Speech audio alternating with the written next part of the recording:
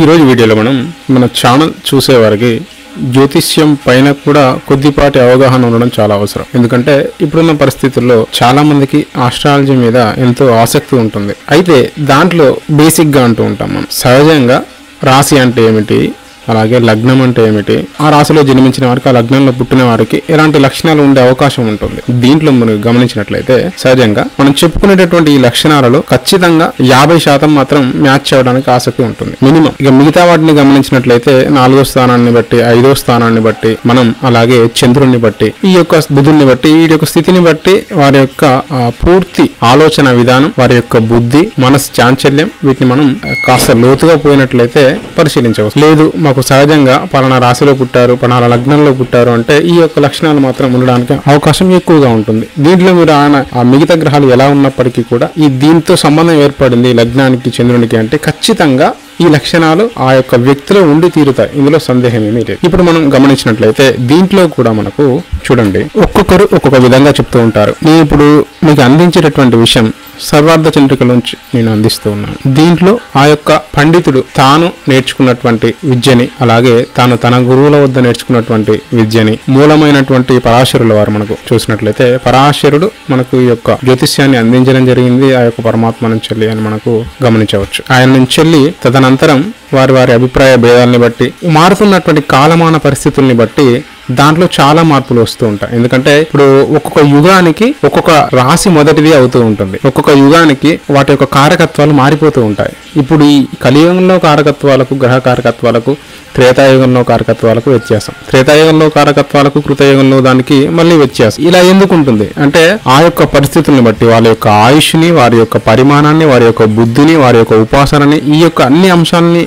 తీసుకొని దానికి తగ్గట్టుగా మళ్ళీ ఋషి మనకు ఆ యుగానికి అందించే ప్రయత్నం చేస్తూ ఉంటాడు. ఇది మనం గమనించాలి. అందుకే యుగాల్ని బట్టి, పరిస్థితుల్ని బట్టి, ఇప్పుడు ఉండేటటువంటి సమాజాన్ని బట్టి మనకు కారకత్వాలు మారిపోతూ ఉంటాయి. అయితే ఇప్పుడు మనం చూసినట్లయితే మొదటి రాశి అయినటువంటి మేష, దీన్ని మీరు లగ్నం అనుకోండి, రాశి అనుకోండి, మేష రాశి యొక్క ఫలితాలను చూద్దాం. ఆ యొక్క రాశిలో పుట్టినటువంటి పురుషుడు ఏ లక్షణాలు కలిగి ఉంటాడు అనేది ఇప్పుడు మనం తెలుసుకుందాం. నేను ముందే చెప్పాను, దీన్ని బట్టే పూర్తి జాతకం ఉంటుంది అని మాత్రం మీరు అనుకోవద్దు. ఎందుకంటే నడుస్తున్న మహాదశ ఏది, దాంట్లో నడుస్తున్నటువంటి అంతర్దశ ఏది, అలాగే చంద్రుడు ఎక్కడ ఉన్నాడు, లగ్నం ఏ లగ్నం పడింది, ఆ యొక్క లగ్నాన్ని ఎవరు చూస్తున్నారు, ఆ చంద్రుడిని ఎవరు చూస్తున్నారు, ఆ చంద్రుడు ఎవరితో కలిసి ఉన్నాడు, లగ్నంలో ఏ గ్రహం ఉంది, వీటిని బట్టి మళ్ళీ చాలా వరకు మార్పులు వస్తాయి. అందుకే నేను చెప్పేది ఇప్పుడు మీకు ఒక 50% వరకు మీ యొక్క డేట్ ఆఫ్ బర్త్ తెలిసినట్లయితే మీ జాతకానికి మీకు పలానా రాశి అనగానే దానికి అప్లై అవ్వడానికి అవకాశం అయితే ఉంటుంది. ఎక్కువగా లగ్న ప్రభావం ఎక్కువగా ఉంటుందని మీరు గమనించవలసి ఉంటుంది. పురుషులకు ఇంకా చూసినట్లయితే లగ్న ప్రభావం ఇంకాస్త ఎక్కువగానే ఉంటుందని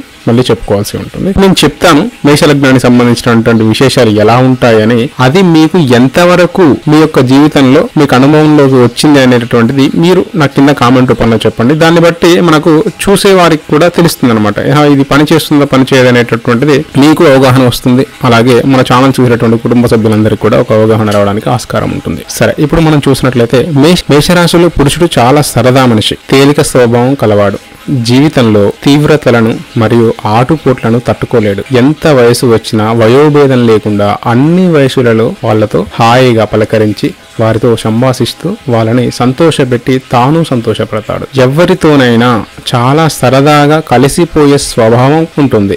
భావోద్రేకం ఎక్కువ, ఊహాతీతమైన కలల్లో జీవిస్తూ ఉంటాడు. అందువల్ల కోపం వచ్చినా అంత త్వరగాను అది తగ్గిపోతుంది. కానీ అది మనస్సులో గూడు కట్టుకొని పగ రూపంలో ప్రతీకారం కొరకు దాచుకొని ఉండేటటువంటి స్వభావం మాత్రం కారు.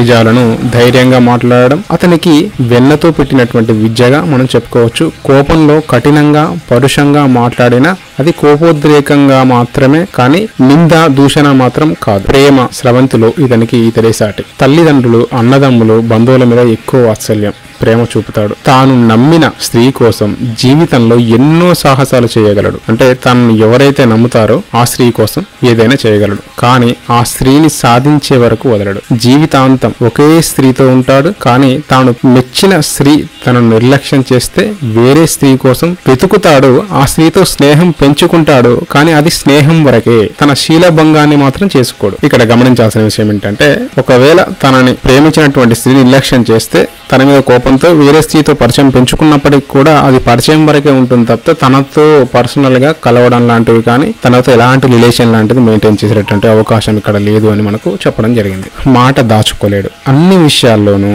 త్వరగా బయటపడిపోతాడు. స్త్రీలను ఆకర్షించే స్వభావం ఎక్కువగా ఉంటుంది. వారందరిలోనూ తాను చాలా మంచివాడనే భావం కలిగించి వారందరితో సత్సంగం చేస్తాడు. మేషరాశి పురుషుడికి వల్లమాలిన ఆత్మాభిమానం ఉంటుంది. ఎవరి చేత మాట పడడానికి ఇష్టపడడు. అతను స్వేచ్ఛాజీవిగా ఉండాలనే కోరుకుంటాడు. ఈ రాశివారు హాయిగా స్వేచ్ఛగా కల్మషం లేకుండా స్త్రీ పురుష భేదం లేకుండా అందరితో నవ్వుతూ స్నేహం చేసి వారి మనస్సును దగ్గర మిత్రులవుతారు. కానీ ఏ స్త్రీతోనూ అశ్లీల సంబంధం పెట్టుకోడు. ఈ రాశిలో జన్మించిన వారు ఎప్పుడూ ముక్కుకి సూటిగా పోయే రకం. డొంక తిరుగుడు మాటలు లేక రాజకీయ చతురత వీరికి ఉండవు.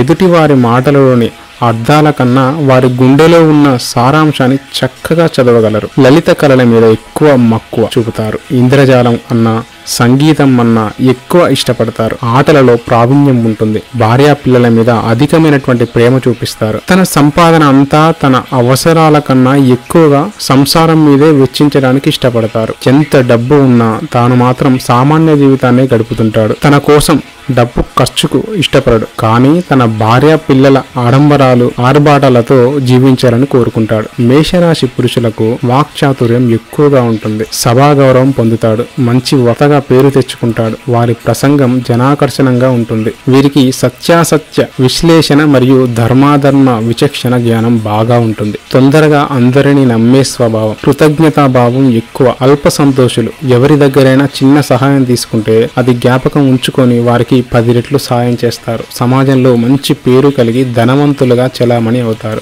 ధనలోపం ఎక్కువగా ఉండదు.